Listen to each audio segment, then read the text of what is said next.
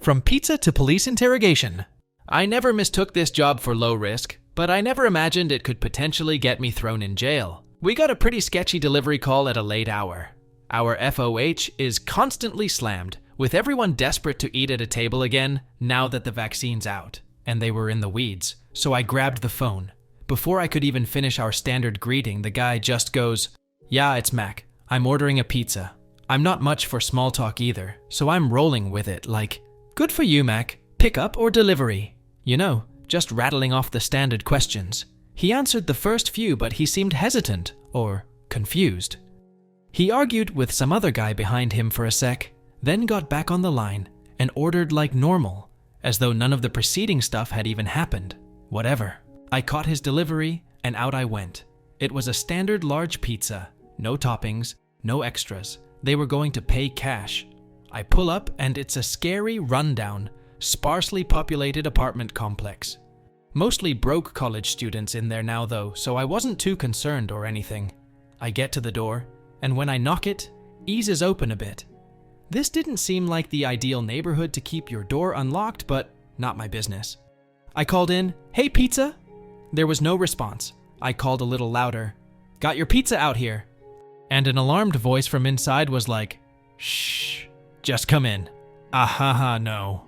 I get that request weirdly a lot, like everyone from sketchy apartment bros to suburban soccer moms asking me to bring the pizza to the dinner table because they're busy.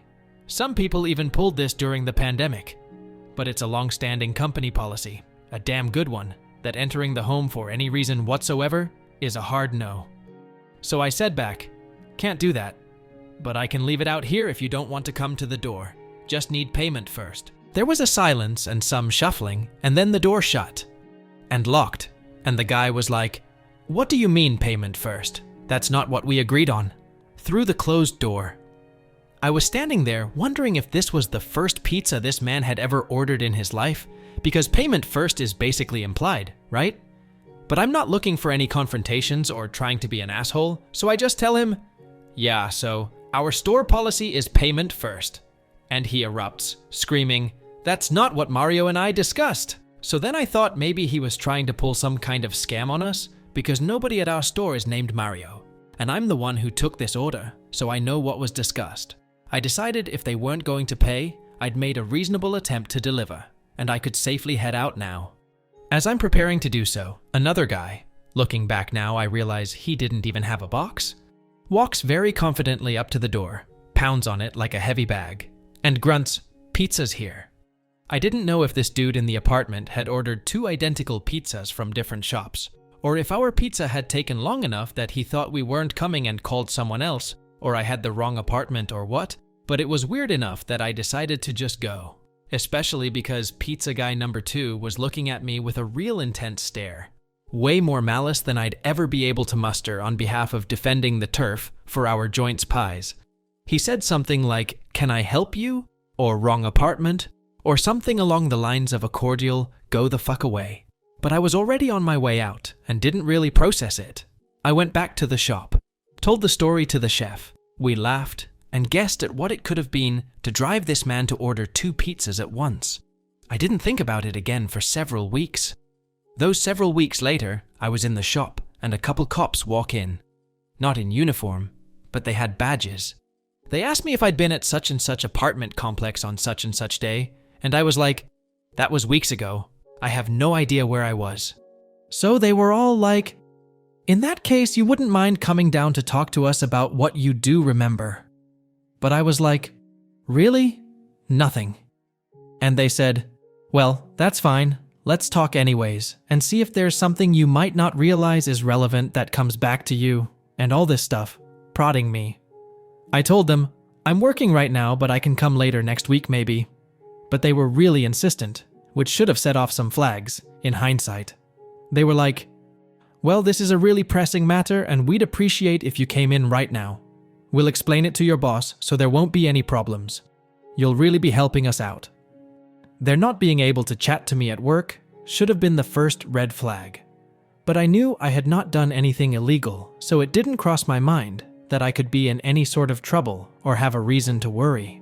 Especially because when I got to the police precinct, Everyone was extremely friendly, like I was actually doing them a favor. They didn't throw me in a cell or try to intimidate me or anything. They brought me in a nice, air-conditioned conference room and gave me a comfortable chair and asked if I wanted anything to drink, and really just kind of shot the shit with me for 20-30 minutes. To this day, still confused about this. I think they even offered to order food, if I remember right. I declined even the most basic offers because I was anxious to get back to my shift. Didn't need my coworkers getting any wrong ideas. I played along and made nice because they did get the okay from my boss to go as long as I needed. But in the back of my mind, I was like, didn't you say this was urgent? They're running short-staffed at work just so we can trade hot takes on the College Baseball World Series? Eventually though, and I think they were trying to be subtle, but they definitely weren't, they shifted to asking me about what they really brought me in to talk about.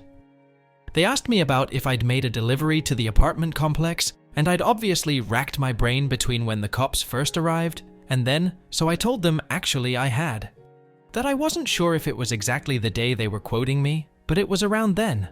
I figured they'd ask about the delivery, but didn't want to get ahead of their questions. I figured a brain dump of information would make me come off as guilty. Plus, I didn't want to accidentally tell them more than they were expecting to hear and land myself there longer. But instead of asking, like, any of the questions I expected they'd ask, they said, "And how long had you known the guys you were delivering to?" Kind of confused, I responded, I didn't. I could see that my answer disappointed them, but it was the truth. They collected themselves pretty quickly, though. There were 2 detectives, the same 2 who'd come for me in the store, and one kept insisting on the facts as they saw them, and the other kept trying to bend things in my favor. So the bend guy was like, okay, sure. Not like y'all are best friends or anything, but you at least knew them as customers, right? I wasn't sure what knew them as customers was supposed to mean, because to me, it was synonymous with not knowing them. So I said no. They changed topics. They asked how long the delivery had been planned for. I told them everything had to be ordered same day, unless it was 4 or more pies, and I didn't remember exactly when they called. But per store policy, wouldn't have been more than an hour before it was delivered. Probably sooner, based on where they were relative to the store. We went back and forth like this for way longer than I was anticipating. Them asking me questions that seemed to imply I knew something. Me feeling super confused, and giving them visibly disappointing answers. Reminding them I knew nothing. Eventually, they seemed pretty frustrated and they were basically like, "Stop lying to us, man, cut the crap. Your friends rolled on you. It's done." And I'm sitting here thinking, I have friends? But of course, in all seriousness, I was shocked by the change of tone because I had no clue what they were talking about. And I told them so, and they were both like, "Come on, man, you're just embarrassing yourself at this point." With one trying to reassure me that if I just told them what I knew, they could still help me, and the other saying I was too stupid to seize this last chance. Well, no reason to sit around and be spoken to like that. I got up to leave. Before I knew what was happening, I was being Mirandized. It was like a horror movie nightmare, playing out in slow motion in front of my eyes. So I stopped with my, "I want you to know that I want to get back to work, but I'm gonna be chill out of courtesy" demeanor, and lost my shit at that point. I kept really forcefully, without coming off as erratic, or so I hoped, insisting that I did not even know what they were talking about, like I'd been saying all along. They were not having any of it. They kept saying, "Videotape doesn't lie, man. You want to see the tape before you lock yourself into another lie? The jury's gonna eat this up." Jury? I nearly shit myself. I don't even turn right at red lights half the time. Plus, you had video all this time you were grilling me to remember what happened? And you could have just shown me a video? What the fuck? I knew I was in over my head at that point. A million thoughts were swirling around, and I was so overwhelmed and scared. I finally said what I should have said way back at the beginning, though I didn't say it nearly assertively enough, because I was trying to, act innocent. Not seem guilty, not make things worse than they'd somehow already become. I was like, "Should I be talking to a lawyer?" And they said, "Do you want to talk to a lawyer? Did you do something that would necessitate the aid of an attorney?" And the other guy's like, "If you want a lawyer, we'll get you one. But I have to say, that does not look good on you." And I shouldn't have believed him, as my dad has now drilled into my brain. You never talk to police, only your lawyer does. But at the time I thought, yeah, I guess asking for a lawyer does make it seem like I did it. Shit. Then they showed me enhanced frames of the video, and timestamps, and they're saying all this stuff. It was really a blur at that point. But one thing in particular stood out. They said something that they'd already said a time or two before, but it hadn't totally sunken in until then. They alleged, "Your buddies thought this would be some quick money. They thought it'd be real slick to order a pizza, instead of just calling and saying, 'Bring the stuff up' at this point. It had been established. They thought I'd transported some large sum of ill-gotten cash into this apartment, and that we wouldn't be suspicious, or we wouldn't follow up. I know you're a good guy. You didn't know what you were getting yourself into, but if you're not honest with us, we can't help you." I had told them repeatedly about the other guy who'd showed up to supposedly deliver a pizza. I even pointed him out on the footage. Unfortunately, the cameras didn't have audio, so they couldn't hear me arguing with the people in the apartment over the measly few bucks. Or more importantly, hear this other guy say pizza. Because the other guy didn't have a pizza box and I did, they didn't believe me that I wasn't the pizza part of this operation. To recap, apparently what they'd uncovered from the real criminals is they were meant to take receipt of some money. The guys inside the apartment were told something like, "That afternoon you'll get a pizza," to try and prevent anyone from saying anything incriminating on paper. These dumb fucks in the apartment did not understand the instructions and actually ordered a real pizza instead of just waiting for their cash delivery to show up. I'm pretty certain all that arguing I'd heard on the phone was one of the other criminals asking something to the effect of, "Are you sure you're supposed to order an actual pizza?" Because what else would they have been arguing about right then? So, once I connected all the dots, it was a matter of proving my pizza delivery was legitimate. They'd tried to get a record of the delivery when they talked to my boss, but we're a small shop. We only keep tickets through the end of the week, and we just sign a piece of paper confirming our tip amount every night. These guys wouldn't have factored in since they didn't pay. I didn't have anyone but the criminals to corroborate my story, and there was nothing in it for them to exonerate me, or they would have done it by now. But then I remembered. The chef. I told him all about this delivery. I begged the cops to talk to him, and reminded them I'd followed them right out of the store before I'd known what this was about, so they could trust he was totally untainted. Sure enough, he recounted it exactly as I'd told him and told police. The stories matched near identically. The cops went through our phone logs, but these guys had called in their order from a burner, so that was of no help. I figured the chef would be enough, but after I'd been in the precinct for nearly 8 hours total, they said they were going to go ahead and hold me until they could verify I didn't go with a decoy pizza and somehow give them money another way, or until they found the real delivery guy. They never would, because they didn't believe me that he was the other guy outside of the apartment on the video without a box.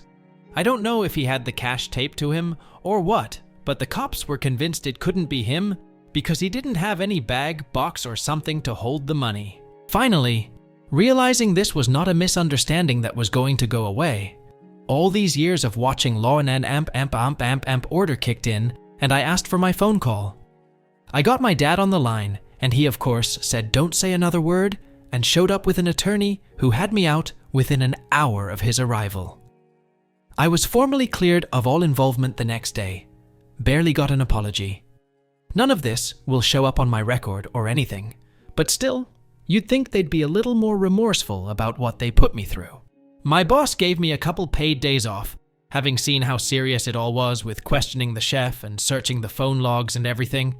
I think he was just glad I wasn't an embezzler or serial murderer, or otherwise a criminal, because for the longest time all they would tell him is I was involved in a situation and they needed information. So yeah, tread lightly, don't be like me and make this your whole career. Or do, if your only alternative is to be a cash mule for a crime syndicate. I'm super happy to have not worked there.